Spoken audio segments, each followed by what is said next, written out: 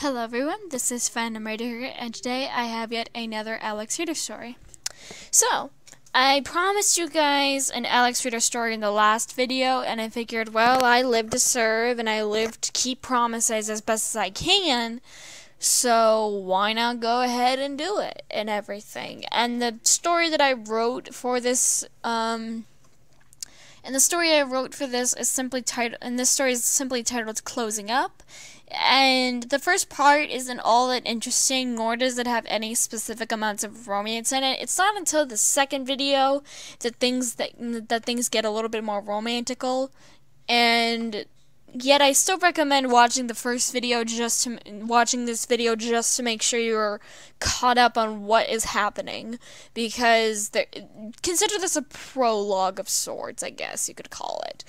And it'd be easier for everyone involved to just simply watch this one and then go watch the second part. Regardless, though, why don't we go ahead and get started? This one is simply titled Closing Up. You sighed as you turned off the lights to the kitchen one last time. You felt tears slowly stream down your face as you were hammering in the wooden boards on your store. As you were hammering in the last few nails, you suddenly felt a presence behind you. You turned around and saw Elle standing really close behind you. You jumped back into surprise. Hi, Ryuzaki. How can I help you? At first, she didn't respond, but instead he looked up at the dusty sign on the building. He sighed and wiped away your tears. I'm sorry, Ryuzaki, but I had to close down. I know you like my sweets, but you couldn't bring yourself to say more. He got the gist of it, just after all. He felt more hot tears fall down your face as you looked down. God only knows how long you were standing there. But then Elle grabbed your hand and started leading you down the street. And now to a switch to your point of view. Ryuzaki, what are you doing? I said as he basically dragged me down the sidewalk. We crossed the street and he led me over to a building. I pulled my hand away from his and he looked at me.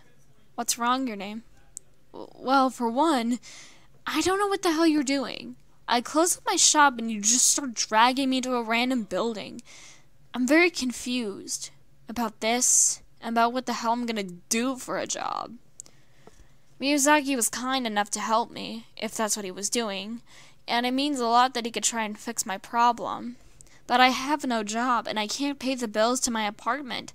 Sooner or later, I'm gonna have to head to a homeless shelter. At first, Ryuzaki didn't respond, but he grabbed my hand and interlocked his fingers with mine. I couldn't help the blush in my face. I've always found him very intriguing, and seeing him trying to help means a lot. I just don't know what the crap he's doing. He looked me in the eyes and had a hint of a smile on his lips.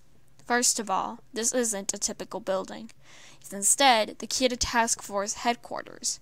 What? Secondly, my name is Elle, he said quietly. My eyes are as white as dinner plates, and Elle almost seemed to find that funny.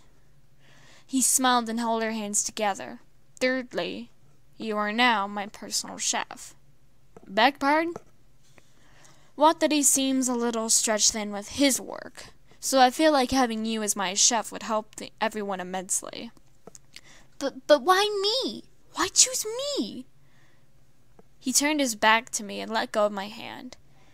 I felt like something was torn from me when he released my hand. I won't lie in the slightest. He was cute. No. Cute wasn't the right word. He was enchanting.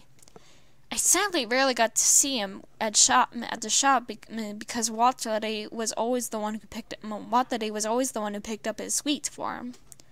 But I certainly did see him on occasion. When I did get the treat of seeing him, I wanted to give him I wanted more than anything to give him every single sweet left in my shop. When he first saw me, I saw his eyes light up with interest, and I wanted more than anything to see that twinkle in his eyes again. Simple.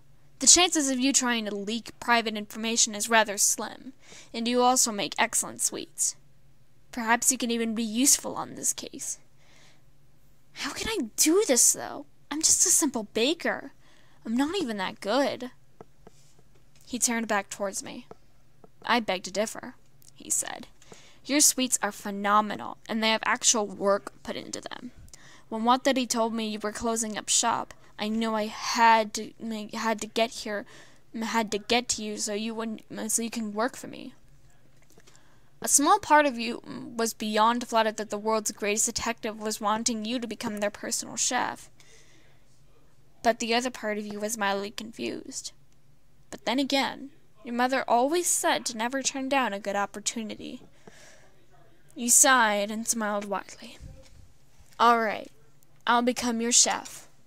And for the first time since he met you, you saw that little sparkle in his eyes. You giggled and gave him a big hug.